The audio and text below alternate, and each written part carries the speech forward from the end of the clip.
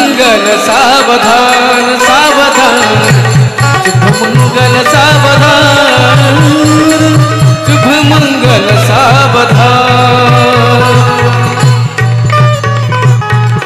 हर गला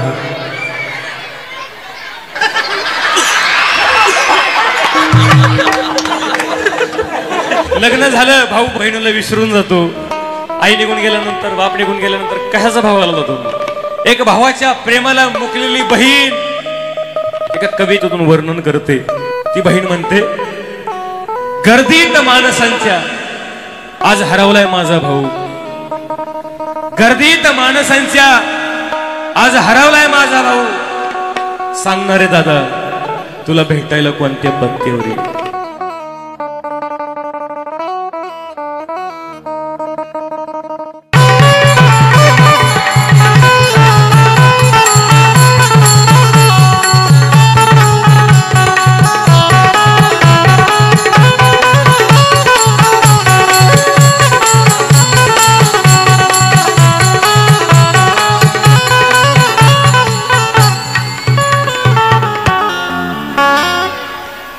बरं का मंडळी आपल्या सप्ताह कमिटीने या ठिकाणी माझ्या लग्नाचा सोहळा आयोजित केलेला आहे बरं का कारण माझ्या वडिलांची खूप गरिबी म्हणून मी अध्यक्षांना म्हटलं काय बी करा पण माझं लग्न लावून दे मग त्यांनी माझं लग्नाचा कार्यक्रम या ठिकाणी आयोजित केलेला आहे म्हणलं मंडप आहेतच आहे स्पीकर आहेतच आहे शूटिंगवाले आहेतच आहेत म्हणलं लग्न वराडी पण आहेतच आहेत त्यामुळं या ठिकाणी माझं लग्न उरकून घेते पण मावशी तसं माझं लग्न मागच्या महिन्यात पण जमलं होतं लग्न लागणार पण घोटाळा असा झाला आमच्या मामांनी ब्राह्मण काका कर्नाटकचं सांगितलं बाई त्या कर्नाटकच्या ब्राह्मण काकाने जे त्यांच्या भाषेतून मंगलाष्टिका सुरू केली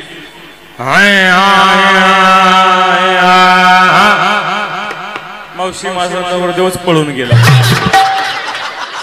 इकडे आला असं मला समजलंय 4-2 हाका मारून पाहते आला तर ठीक नाही तर यातलाच एखादा कवळा बघून करतो ऋतिक ए ऋतिक दिसते का कुठं पाठीमागे ऋतिक चल नाही तर सिस्टीम वाले सोबत लग्न करीत असतो ए ऋतिक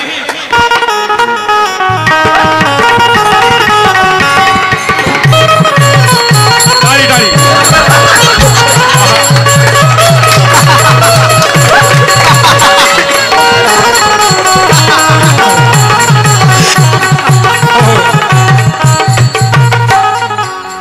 एवढं वराड जमलेलं आहे नवरीकडून आणि नवरदेवाकडून कोण कोण आले नवरदेवाकडून कोण कोण आले हात वर करा नवरदेवाकडचं वराड 1 2 3 3.5 4.5 60च्या पुढे अर्ध किलो एवढे चालेल गाव तुम्ही काय पाकिस्तान वाले का काय 4-5 माणसं कशी आणली आता नवरीकडचा वराड हात वर करा पाहिलं काय काय बायकांनी 2-2 हात वर केले हात जरी 2 वर केले असले जेवणा करतो एकच ताट भेटणार त्याची काळजी करा पण काही काहींनी आणखीन हात वर केले नाही समजायचे वर पक्षाचे नव्हते आणि वधू पक्षाचे नाही अपक्षाचे होते काहींनी आणखीन हात वर नाही केले समजायचे गिळायला आले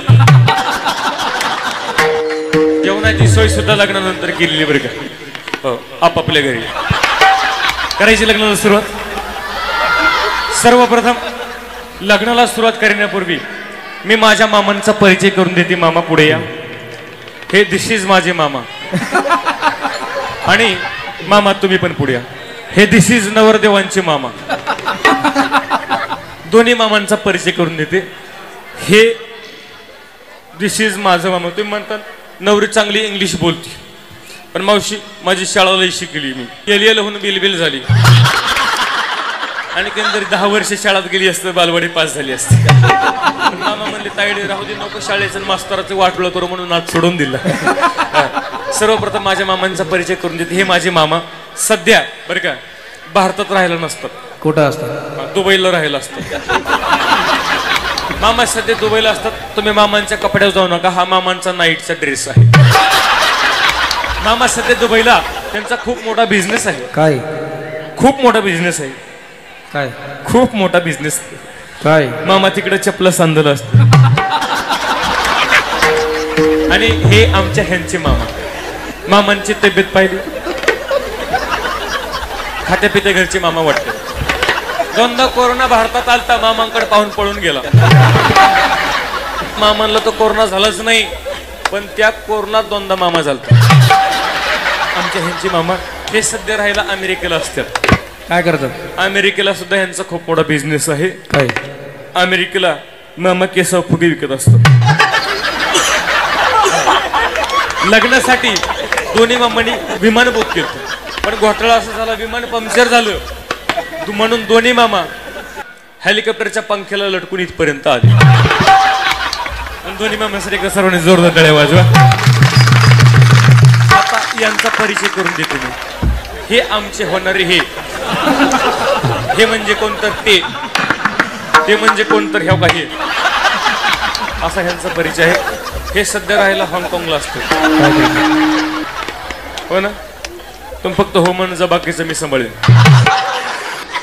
हाँगकाँगला ह्यांचा खूप मोठा बिझनेस आहे बरं. काय? खूप खूप मोठा बिझनेस आहे, विचारूच नका. काय? हाँगकाँगला आमचे हे म्हशी सांभाळलेला असतात. एवढा ह्यांचा मोठा बिझनेस, म्हणून मी ह्यांना पटकन हो म्हणून टाकलं. लग्नाला सुरुवात करायची. पाठीमाग अक्षता पोहोचल्या का? इकडं अक्षता आल्या का? अक्षता नसल्या आल्या तर कोणी चपला दगड फेकून मारू नका. आणि जरी चपला मारल्या तर नव्या फेकून मारा, म्हणजे आम्हाला घालायला कामाला येईल. करायची लग्नाला सुरुवात. चला बरा म्हणे काका. थांबा बाबा, एक माणूस आल्याशिवाय लग्न लागणार नाही. या पुढं यांचा परिचय करून देत नाही राहिले. हे माझा पेंट्या. माझं लेकरू आल्याशिवाय मी लग्नाला सुरुवात करीत नसते.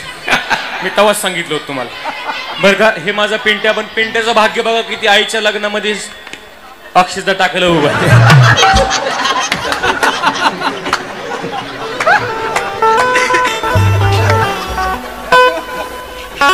अरे ना